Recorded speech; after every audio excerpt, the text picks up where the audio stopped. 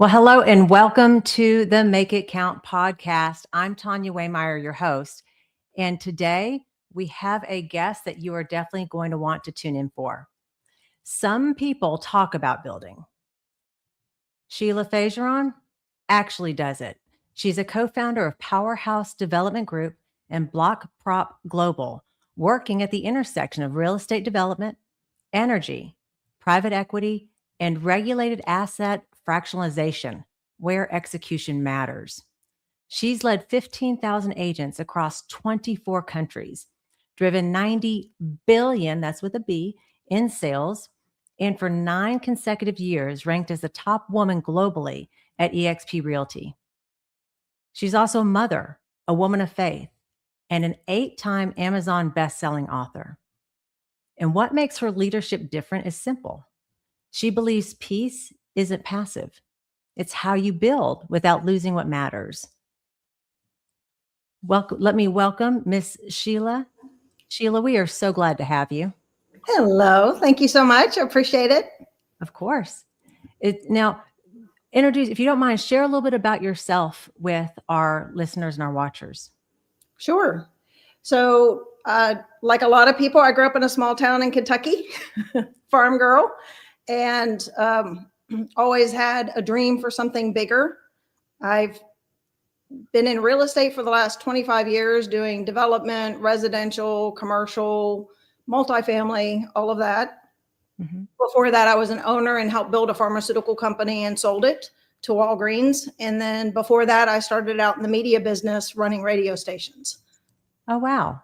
So what's a little bit about the diversity? There's a lot of diversity there. Usually people pick one lane, if you will, and kind of and scale that one lane, but you've picked many lanes.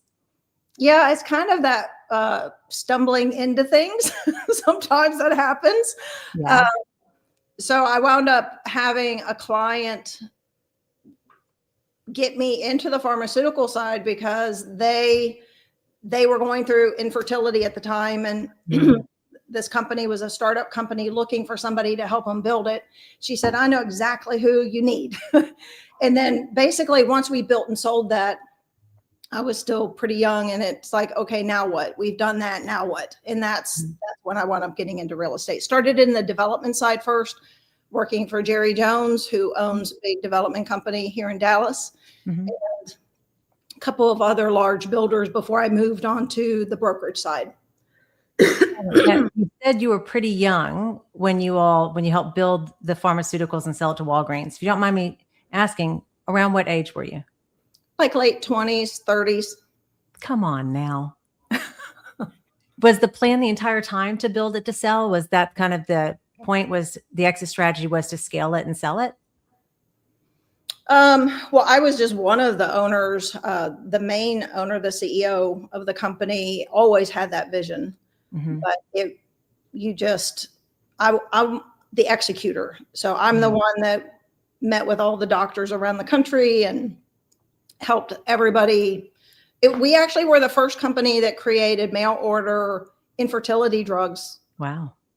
So we created that process. And then they moved me to Texas. I was in New York City. They moved me to Texas to help build a rheumatology and a neurology division. So we had multiple divisions before we sold. Oh, got it. Okay. Well, because of how fascinating I find your background, I did take some notes too. So I'm going to, because I want to make sure that we get the opportunity to really pour into the people who are watching and listening. Sure. And I know I mentioned this to you this morning, growing up on a farm in Kentucky to what you've managed to scale, right, nationally and globally, the odds of that happening are up to 4%. Like that's the average of somebody taking and breaking that sort of familial cycle of whatever it is when it comes to compensation or occupation, right? Employee versus entrepreneur. So I know you're going to get into a lot of that because that was a hill to climb. And I'm excited for you to share it. So let's start with this one. You've navigated diverse worlds, from media and pharmaceutical sales to scaling real estate teams globally, and now into energy and private equity. What's the through line in your leadership approach that stayed consistent? I would say the thing that is has been my superpower is my mindset as a learner. Mm. So I have a learner's heart, and I never feel like I've arrived. So it didn't matter how good I was at what I was doing. Mm-hmm. I always have the perspective of you can always learn more. And so I think that that's been the consistency throughout every company I've been in, is that I'm always seeking to be better. Yeah. I think sometimes for people, and I know this is predominantly for women, but I know a lot of leaders, and leaders don't talk about this, but a lot of leaders struggle with something called imposter syndrome. Mm-hmm. And so that is something that I've struggled with, and it can be very good for you because it drives you. You become very aggressively driven to succeed. Mm-hmm. But the other side of that, or the damaging side of that, is the toll it does on you emotionally and mentally. So one of the things that helped me a lot is getting to the point where the drive's still there. I mean, I wake up at 3 a.m. I can't sleep. I'm thinking, my mind's just blah, blah, blah, constantly going with ideas. But the difference now is that I don't beat myself up over things, Yeah. just tear myself down mentally. Now I extend grace to myself or kindness to myself, and I'm patient with myself because I understand this is how I'm built. I'm built to drive. That's just who I am. But you have to learn to be realistic and gracious with yourself. Mm-hmm. Otherwise, you'll drive yourself into the ground. So I think that that's very important, especially for people who are naturally a very driven leader.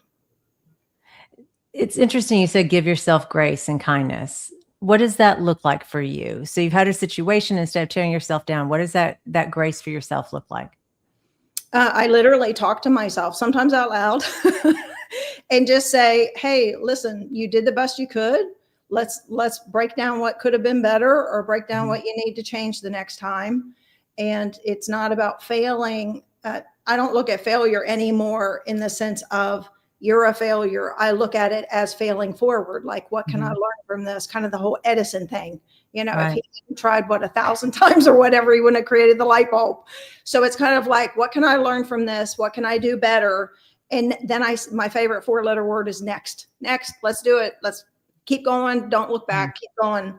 And that helps me a lot to still strive for excellence in everything I do and to succeed at high levels, but in a way that is, if you're not gracious with yourself, Brene Brown says this actually in some of her books. If you're not gracious with yourself or kind to yourself, you can't extend that to other people. Mm. So if I'm going to be a great leader, I have to start with me. Of, how am I leading myself? Mm-hmm. That becomes an extension of how I lead other people. Yeah. It's interesting too, I think, as women, because of wearing so many different hats. You're a mother, you're a business owner, you're an entrepreneur. There are some lanes that people will give themselves grace and hold themselves to a standard, but then not in others. Yes. Have you found that to be any of a challenge in your journey at all? Yeah, of course. I think something that helped me a lot too throughout this, I mean, this isn't like, you don't change overnight, right? I mean, I started studying the Bible when I was like 25. So that's like 34 years ago or whatever. So it's decades in the making, Right. like decades of looking at myself, of who am I and who do I want to become, and really examining what needs to change. Mm-hmm. So it's just that methodical step by step going after it, whether it's internally or externally, because the peace book that we're getting ready to release, I talk a lot in that book about, if you don't start inside, whatever comes outside is a reflection of what's inside. Mm-hmm. And a lot of leaders, a lot of very successful people focus so much on this outside stuff. Mm-hmm. And then people wonder why their lives fall apart, or they become addicts, or they become they are disasters. Well, it's because they're focused on the outside and they haven't dealt with the inside. I start from the inside out. That's so good. And you're right. So important too. Okay, we're going to go do some more fun ones because I want to make sure we pull as much as possible here out of you. So many entrepreneurs struggle to balance scaling a business with being present at home. On days when everything pulls you 1,000 directions, what are the practices that keep peace and family at the center? So a book was released probably 15 years or 15 to 20 years ago by a guy named Hal Elrod, and Mm-hmm. it's called Miracle Morning. And he spoke at the same conference that I met our mutual friend Tammy at. Yeah. And I was astonished at what he had overcome in his life to write that book. And basically, the framework of the book is how to structure your morning to accomplish everything you want in life before you go to work. That's really the basis of the book. So Mm-hmm. it teaches you how to get up at 4 a.m. and then use your morning to basically design your life. And so I started doing that practice, and it became my fuel for everything else in my life. I got up at 4. A lot of times I wake up at 3:30 or 3 naturally. I have my quiet time. I read, I pray, I do deep dives on scripture studies. I study different languages, Greek, Hebrew, all of that stuff to Wow. understand what things mean, commentaries, just really deep diving on things that matter to me. And then I start examining every area of my life, everything from what I think, what I feel, how I act, the way I eat, the way I treat people, every single part of my life, I've pulled it apart and examined it. And it's really that structure that I have in the morning is what gives me the peace for the rest of the day, because I'm prepared for whatever chaos comes. and then it helps me to make the plan, because you're designing your life. And Sure. that also became the structure I used with my children, in the sense of I started saying, we're going to schedule our entire year in advance for our family. So I wanted them to know, after God, they're first. My kids are first. Yeah. So we plan our vacations. We schedule our family times. We scheduled any trips for birthdays or holidays we were doing together, events that were coming up. Like my son's a music composer, so he's having things that film previews or whatever that we schedule going to. Mm-hmm. They know that they are my top priority after God. And so that gave structure to our family life, Mm-hmm. a very specific dedicated time to them, that they knew how important they were to me. And it's really about, and you mentioned this, I think, in one of our communications over this past week, is that it's who do you want to be? Yeah. It's not about doing, it's about being. We're human beings. We're Mm-hmm. not human doings, right? So who do you want to be? So my family still has that practice today. We still attend everything together. We're very, very close. But during that process that I was going through and unraveling all of this, I created, and I know you've probably heard of vision boards. A lot of corporations use vision boards, but vision boards are really about what you want. Like, I want a new car, I want a new house, I want to take a vacation, whatever. And those are those outside things. Yeah. So I said, what are the inside things? So I created what I call a BE board.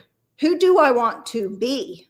I created a vision board that's a B board about what do I want to be known for? Like, if I died today, what do I want people to say about me? And that really started changing things, because then it was like, for instance, kindness was one of the first ones I worked on. I want to be known as a kind person. Well, what does that look like? How do you become kind? How do you make that choice on a day-to-day basis to be kind? So then I started studying everything I could find about kindness, and then making daily decisions, moment by moment decisions, in situations where I could have chosen not to be kind, to be kind. And then over the course of time, like everything else, the more you practice something, the easier it gets. So that was kind of what I did. Well, and it sounds second nature for you. I think we have quite a few people who are on here who may not have ever even heard of a vision board. So as you talk about a B board, can you paint a little bit of a picture what that might look like in case somebody wanted to take that practice and do it for themselves? Sure. So in the real estate space, which is what I've been operating in, we have coaching companies, or, even your brokerage or whatever will coach you. And they encourage you to take a poster board, like what you would do with your kids when they're doing school projects or whatever. You can take crayons, you can take markers, you can cut out pictures out of magazines or whatever. And the whole goal is to have a visual in front of you of what you're trying to accomplish. Mm-hmm. And that can be in every area of your life. So if I want a beach house, or I want a new Mercedes, or I want whatever, you put that on your vision board of this is what I'm going for. This is my heart's desire, if you want to say it that way. And then you keep it in front of you every day. And I wound up getting a software where I made mine digitally so I could keep it on my desktop, not just because I travel a lot. And that way I had it in front of me. And shockingly, it didn't take me long to accomplish everything that was on my board. It's amazing how quickly, when you write it down and visualize it and go through the steps of actually identifying what your heart's desire is, mm-hmm. how quickly you wind up figuring out, or you just wind up accomplishing it. Well, in the B board, that's the first time I've heard that. And that's really interesting, mm-hmm. because when we think about, as adults, most of our subconscious beliefs are formed by the time we're 7 years old. Absolutely. And once we're adults, though, and there's an awareness around it, we can change them, which is how we are able to sort of change our circumstances or our situations with being intentional. Right. And when I think about the things that tend to keep people stuck, you mentioned imposter syndrome. That's a big one. Big one. Self-worth is another big one. Big one. Which connects to confidence, right? Yep. What other ones come to mind for you as you think about things that like keep people stuck where they're at and not, they have the capacity, they have the capability, but for whatever reason, these are the things that are stopping them from probably achieving what God has planned for them, right? Yeah, I'm actually writing a book right now on that. And it's shame, blame, and judgment are the three big ones that I find from, I speak all over the world and counsel people. And I find that most people live in this, if you want to say, cycle mm-hmm. of shame. Yeah. Shaming themselves, shaming others, feeling ashamed, hiding, fear, all the things that kind of come along with that. I call them frenemies because it's like shame doesn't come alone. It brings all these frenemies with it. Yeah. And so then you have to say, okay, how do I get rid of those frenemies? And I want new friends. I don't want those friends anymore. Yeah. And then blame is a big one, because when you're living in shame or feeling shame or ashamed or hiding in fear, a lot of people, shame is a really big one. I started that in 2010 with Brene Brown's TED Talk. And I just really dove deep into shame and all the ways it kind of unpacks or unpeels in our lives, mm-hmm. because I realized that as women, especially in our culture, we live in that culture where we're shamed a lot. We're shamed about how we look. We're shamed about our weight. We're shamed about all sorts of stuff. And if we can't get through the shame of ourselves or rejecting the shame from other people, we have a very, very, very difficult time ever becoming who we were actually intended to be. Like you mentioned, God designed us with these great gifts and these great talents. Every one of us have gifts from God, I believe. Yeah. And that it's like, how can I become someone who uses everything that I've been given to be not only a blessing for me, but a blessing for the world? Because I believe we're given gifts so that we then become a gift to the world. That's my personal opinion. And so how can I get rid of all this stuff, all these frenemies and things in my way that keep me from becoming that gift? And then I receive the blessing of knowing I'm utilizing everything that's been made available to me. Yeah. And when you're talking about shame, it was interesting. You know, we all have milestones in our lives. And there was a milestone that was happening for me in my life journey. And I was away from my husband in a hotel. And I had the worst dream, Sheila. I'm not sure if you've ever had that, but before going into this next day, which was going to be transformative, the dreams were so bad, anchored in shame, and not even real shame. But you know what our minds tell us we believe to see as reality. Exactly. And it was so disturbing and it was so upsetting. And the next morning when I was talking to my husband about it, he goes, "Oh, baby, I'm so sorry." I said, "I'm not," because that tells me that this transformation is even bigger than I thought it was going to be. Yeah, Right? Because there are forces that want to keep us from our greatness. absolutely. So who are we going to let win? Right?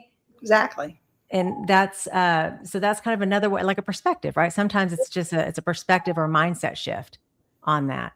Exactly. That's so when is the book coming out, since you mentioned the book? Well, I just released, well, I've got the other one coming out on peace, the power of peace right now. We just announced the book cover yesterday. Tammy's in the midst of finalizing the editing and publishing. And so I've got to get through that process. And then I'm about probably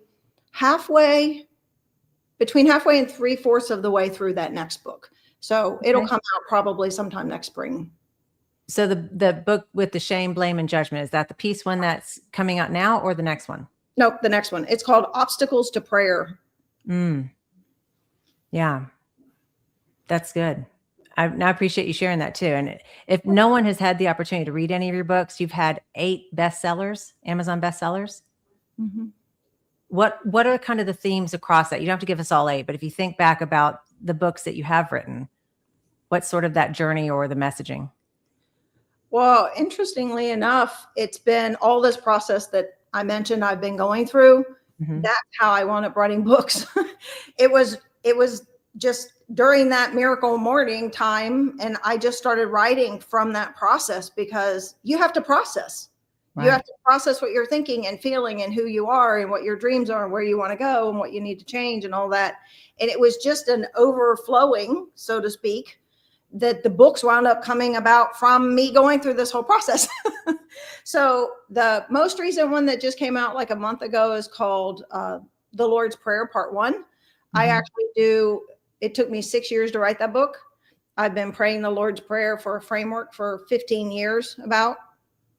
And a lot of people don't understand how to pray, what to pray, position or posture to take when praying. And so I break the entire first part of the Lord's Prayer down in that book. And it was so much information. My son, I gave him my author's copy. He's like, "Wow, this is huge. It's like 340 pages. I said, "Yeah, and it's only half the prayer." I said, "Could you imagine if I had written on the entire prayer?"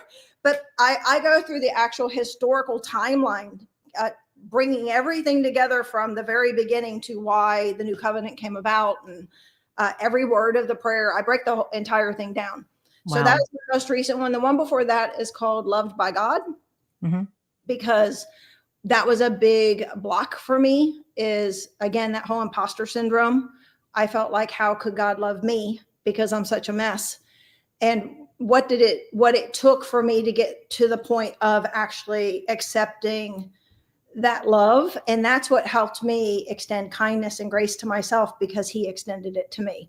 So, and then I can turn around and extend it to other people, because you can't give away what you don't have. Right. Right. So if I don't have love and kindness and grace myself, how in the world am I ever going to love people or be kind? Because you can't love someone in a way that you don't know how to love. It's just not possible. Right. It's phony. So I wanted to learn how to love people in a way that God loves us. And that's what drove me on that vision and mission to figure that out. Got it. Yeah. When we think about, and I know you've had a lot of challenges in life too, and we're not necessarily going to dig into those. But one thing I found when I think back on childhood traumas or situations, right, personally, Romans 8:28, right? All things for good. He uses all things for good for those who believe in him. Yep. And I think the greatest gift that I got from childhood trauma was the ability to forgive. Right? And people, I don't think, understand how much hate or animosity and anger just eats at our being. Yeah. Right. I mean, that's certainly not something I would want on my B board. But I'm like, we're both highly functioning alpha females. I mean, we probably could be if we wanted to be. That's what we chose to be. Woo. But yeah, definitely not the one we're choosing. But what about you? If you think back just on your adversities through life and maybe the gifts that might have come from those. Whew. Wow. I mean, I know the old saying is what doesn't kill you makes you stronger. Right? Yeah. Doesn't feel like it in the process, but yeah. No, it doesn't feel like it. I mean, from a work perspective, I think I've learned that setbacks are a lot of times things are put in front of us to make us or break us, so to speak, in the sense of, like you said, there are different forces working. I believe God's working for our good in everything. Yeah. And I believe there's other forces working to try to harm us. Right. And so if I look at it just from that perspective, when I have a setback, I think, who is this from? Yeah.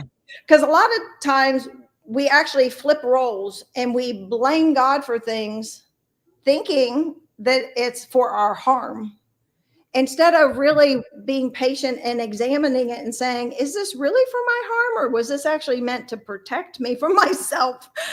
Yeah. And because God will shut doors to protect us. And a lot of times we're just banging our head against the door trying to get through because we want it so bad, instead of stepping back and saying, wait a minute, I need to really lay this out and pray about it and find out, who is this setback really from? That helped me a lot to not be angry at God, because being a high driving personality, when you don't get your way, then anger can come, or frustration can come, or disappointment can come. And then, forget it. If you don't want to give it to me, then you must not be real, or whatever, those kinds of things could come. Yeah. Instead of just saying, I'm going to trust you that you're perfect and you know what's best and you will only do good for me. And so I'm going to lay it out and pray about it and do my part, do my work. But I'm going to trust that you're going to expose whether this was a door shut from you, or whether I need to keep going because it's not from you and it's another force trying to stop me from accomplishing what you want me to accomplish. Yeah. So, and that's not always easy to do. I don't believe. It takes a lot of that quiet time. That quiet time is key to life. We in our society, especially America, everybody's running so fast and furious, like 90 miles an hour all day long, and back-to-back meetings, totally consumed, no time to think, no downtime, exhausted, whatever. Until you structure your whole life around, who am I going to be? And that includes God, that includes, your choices, your exercise, your mentality, all those things. Until you have that in order, everything else is running you instead of you running it, right? Yeah, busyness is the killer of dreams, is kind of how I see it. Absolutely. Before they know it, they turn around, their kids are grown, they're empty nesters. Regret's the number one thing old people, like prior to passing away, is all the regrets they have. Well, I don't want regrets. Yeah. I don't want regrets with my children. I don't want regrets with myself. So how do you live a regret-free life? You take the time to design and live out the life you want. Yeah, to be intentional, right? Intentional. Yeah, it's one of my favorite. Yeah. I was coaching someone. I don't know, it was actually on a Saturday. It was last Saturday. Young lady works a 9 to 5 and she wants to build her own business. She goes, but I've got a 9 to 5, so I have no time. And I thought, and like, it kept hitting me. I thought, what do you mean you have no time? What about before 9 and after 5? In my mind, right?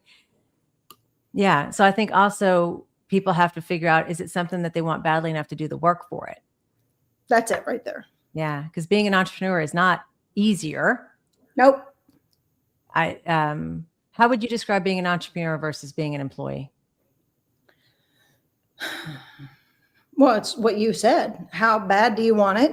Mm-hmm. And what are you willing to do to get it? Mm-hmm. Because, I mean, you have to do what you have to do to survive.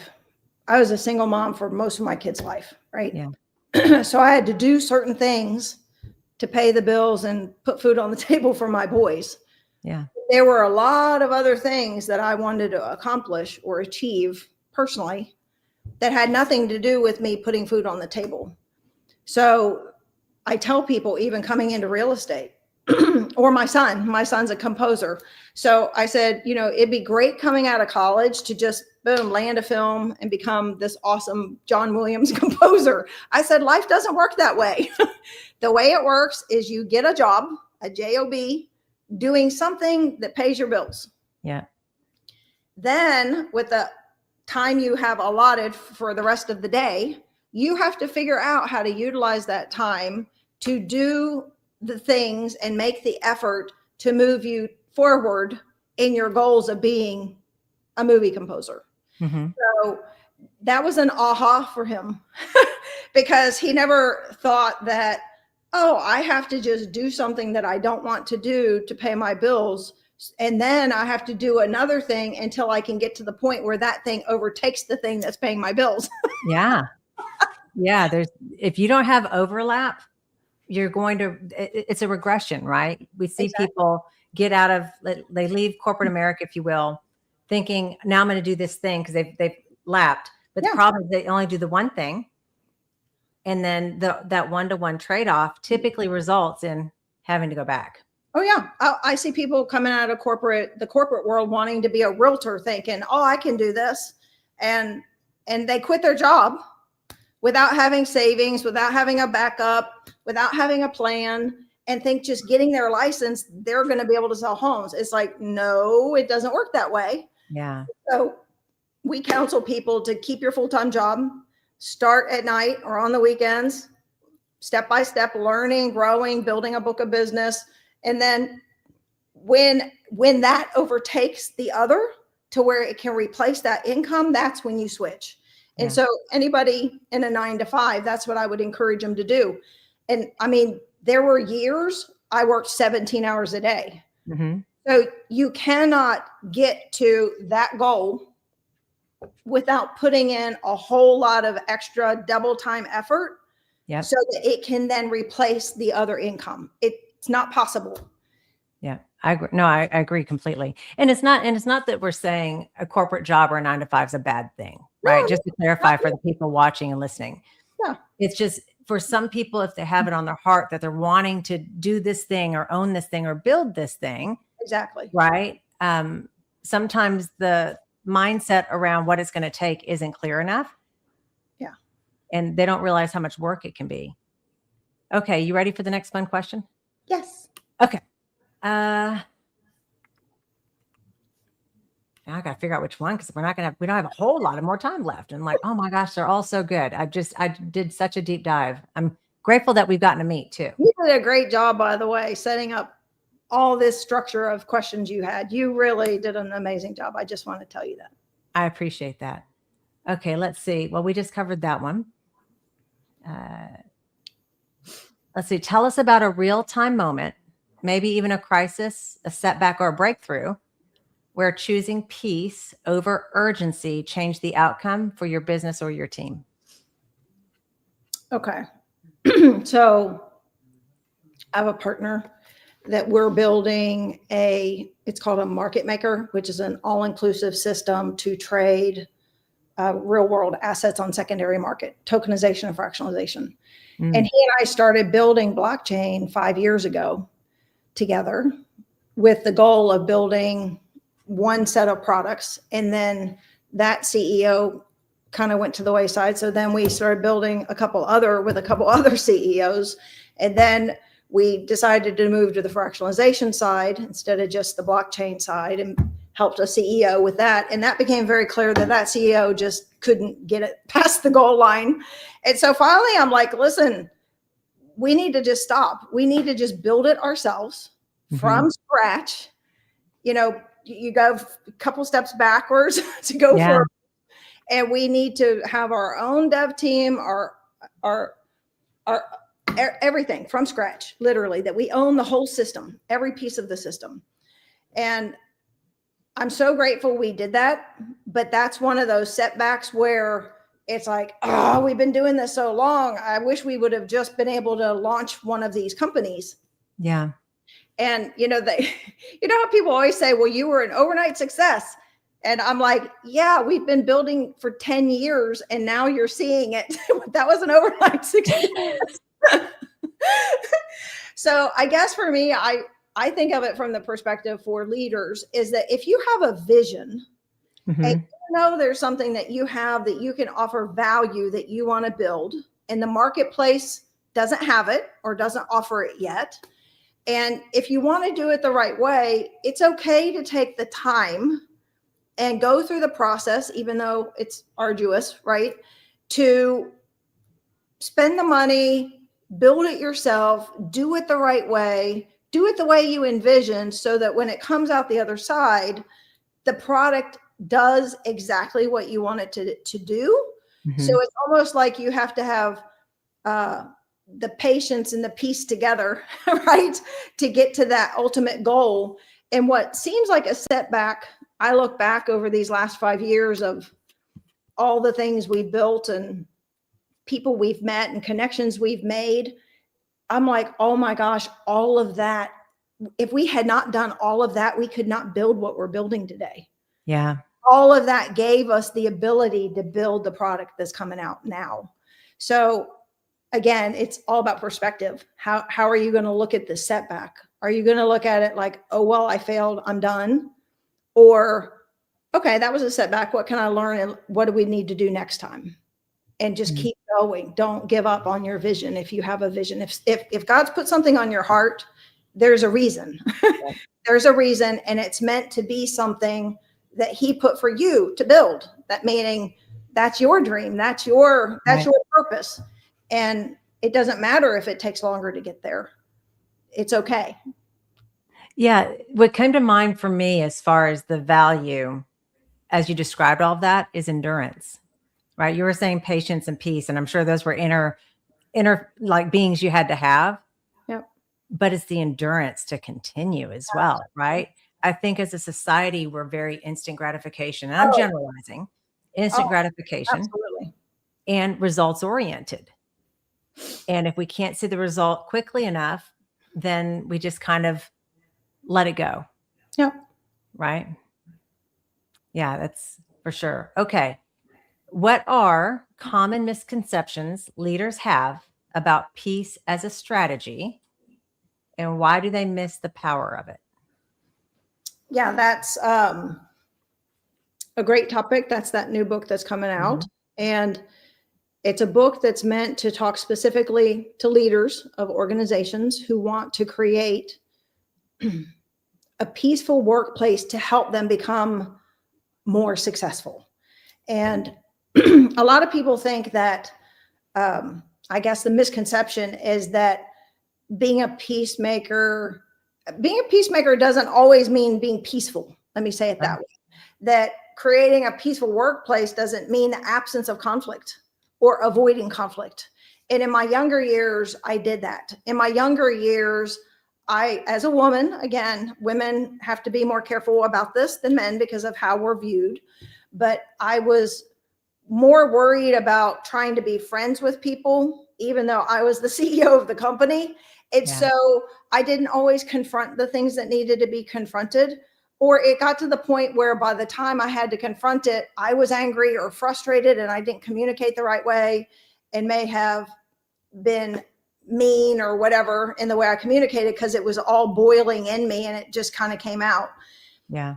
But having the power of peace in your workplace is you as a leader being willing to have the tough conversations, being willing to address issues directly, holding team members accountable, not only to the organization's goals, but also to their goals and their commitments that they've made to themselves. Because if you're a really good leader, you've figured out and had a very specific process to take them through to help them define what their goals are, because you want to make sure you have people working with you that are aligned with you that you're going the same direction. Because if you have somebody's goals that are over here and you're over here, that alignment is not going to make them a good member of your team.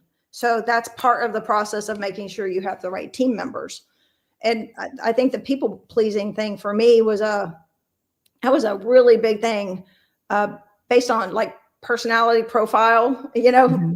If you've ever gone through that, I'm what they classify as a high I, high D, which means Mm-hmm. I'm super driven, but I'm very people focused. So I care a lot about people. And I had to learn that it's okay to love people and care a lot about people.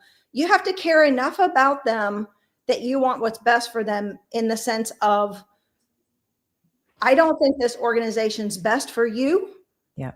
I want to let you go so that you can go work with someone who can help you achieve what your goals are, because you're not achieving them here. So it's really truly caring about people enough to let them go so that they can fulfill their dreams that they're not accomplishing with you. Yeah. And I think as leaders too, we focus too much on profits. We're so profit focused. Mm-hmm. We're not people focused. And if you don't focus on the people who are the ones that are going to help you get to the profits, and in order to focus on the people, you have to have that unity and that peace within the workplace, or else you have division and chaos. That's what winds up ensuing. Well, that's putting the profit before the horse, the team, right? Yeah, cart's exactly. Not going anywhere if your people don't want to come to work and do the job. Exactly. The peace being of value, you and I are similar in age. And so I remember leading when millennials entered the workforce. Mm-hmm. And all the dialogue was, I don't understand them. I can't speak their language. And because there was a time that generationally you had boomers, mm-hmm. right? Gen X, which is so small, but boomers, Gen X, and the millennials in the workforce. And even now you have all the way to Gen Z. Right. But they said they couldn't understand what they were saying. Well, leading people that were 18 to 75, what I realized is values-based leadership, right? Whether they're 18 or whether they're 80, if you say joy, they smile, right? It's a universal language. And when you say peace, if everything about you was peace in a world that's so noisy, people that can resonate. It doesn't matter what their age is. Yeah. Everybody wants peace, right? Yeah. Human nature, everybody wants peace in your home, in your workplace, right? So it's like, if you start with that and what's keeping us from being at peace or keeping us from being unified as a group, as an organization, it is a fuel that very few people sadly have the ability to experience until they realize what they're missing. And the conflict is a big piece of it. You know, you and I were talking before the podcast about what children learn in, like, when they go to public school or what have you. And then depending on the household, whether the parents taught them or not, right? Whether it has, how do you deal with money?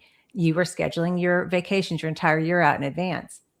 That's the same thing with conflict. Conflict and coping skills are two things that I've observed to be strongly missing as far as skills. And it doesn't mean that they're 18.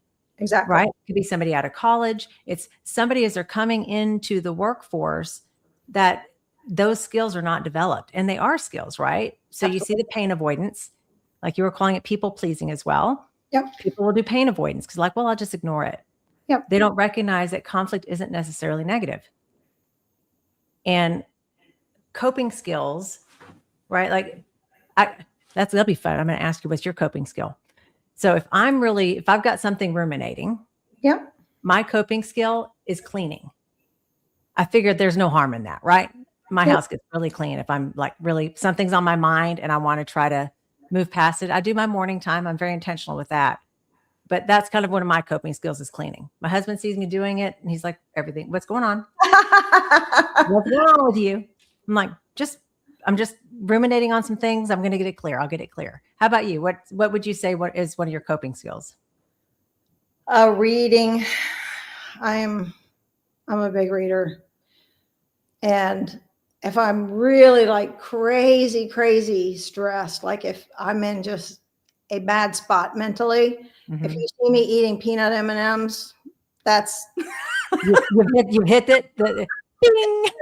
my son and I laugh about it because he bought me some for my birthday one year. And I'm like, that's great because that is my coping mechanism. There you go.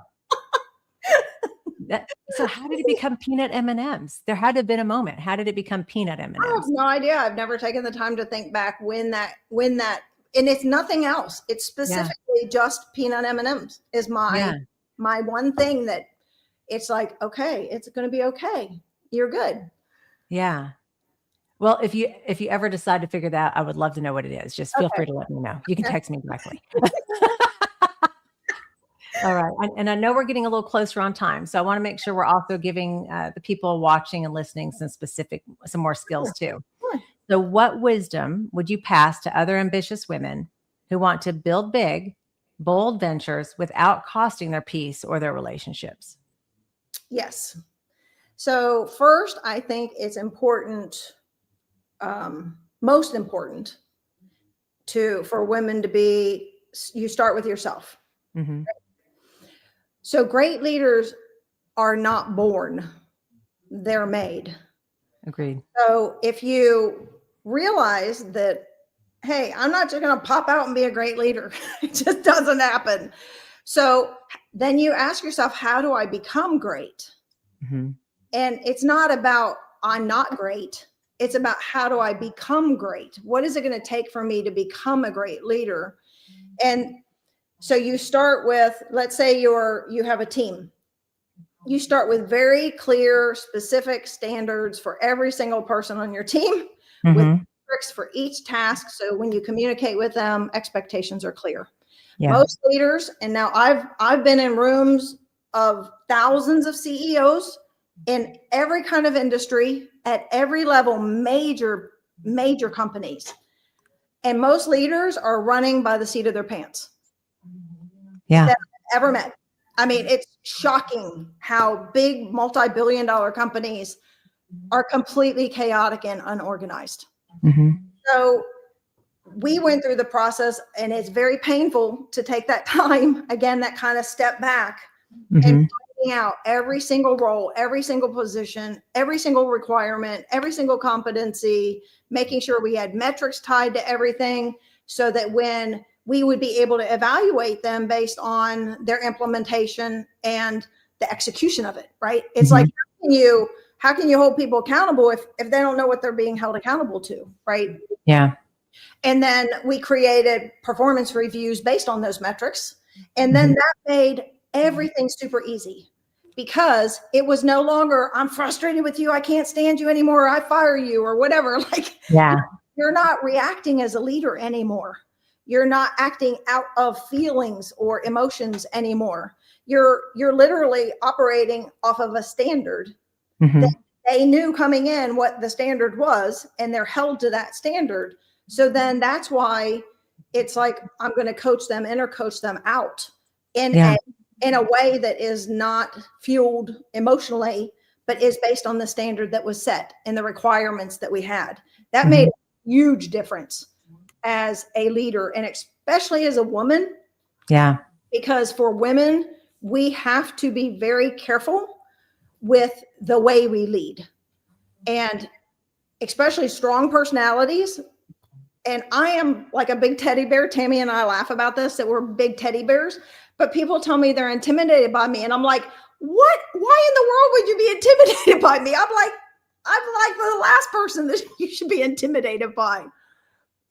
But what I realized is that if you're not being kind in communication and speaking in a way that is respectful and communicating in a way that helps people not feel like you're being harsh or hard line or whatever, especially as a woman. And most women leaders I see are hard and come across more harshly. And it hurts them and their people, because if you know that people have a hard time taking that kind of communication from a woman, you just have to adjust. Yeah. It's now I can say things to people in a way that is kind, but goes back to the standard of, we need to talk about what's going on with your performance and why, you haven't been achieving what you said your goals were and what the organization's goals were. And people wind up coaching themselves out, to be honest with you. But then it's not a mark on us in the sense of I left because she was a, you know what. And so I think that that's really important for women. And I know that for years I held back a lot from becoming who I knew I was called to be and doing everything I was called to do by God because of the fear of being looked at that way. Not wanting people to, she's a this or she's a that. And I just finally got to the point where it's like, okay, God, I'm going to step into the greatness that you're calling me to. I'm not going to worry about anything else. I'm just going to go for it. And then be as kind as I can and as gentle as I can with everybody along the way so that I can't be pointed to as handling things inappropriately. I would say for women, that's very, very important. Yeah. So and probably the biggest point I was pulling out of that was if they want to build something, they need to have clarity on what are the objectives, right? What is your goal? Reverse engineer it. Exactly. That way you can be very clear as you're bringing people in, right? The small business owners can typically only grow to such a size because they're afraid to bring in other people. Yep. And if they would just define the objectives, now you can lead people from objectives rather than from emotions. And what you just said is key too, because everybody's all about me. I got to do this. I got to build this. Every company I own, I'm a partner in. I don't own any company by myself. I partnered with great people who run all of those operations. And then we work together to make sure that we're doing what we need to do to help them scale. So to me, that's leverage, which is another one of my favorite words. But it's really about, you know, would you rather have a little bit of a whole lot or a lot of nothing, right? Yeah. So don't be afraid to partner, and with the right people, of course, but doing it with people that they have a different skill set or a different strength. And then that takes the pressure off of you as a leader, that I don't have to worry about that because this person is going to partner with me and take that on. And then I can focus on what my vision is. Yeah. No, so good. And true. All right. We ready for the last one? Sure. And I appreciate you sticking with me. Sure. So what's one piece practice, big or small, that you recommend every listener adopt starting today? I believe the number one character trait we should all strive for is humility. And that humility in the sense of you have to be honest with yourself about what you need to change. That helps you be gracious and honest with other people about things you need to change and things you see that they need to change. And that also helps you be kind to people and kind to yourself through the process. Because if you, I personally believe that was Jesus's greatest character trait is humility. And I just think it's so important. C.S. Lewis had said, and I put this in that book, humility is not thinking less of yourself, but thinking of yourself less.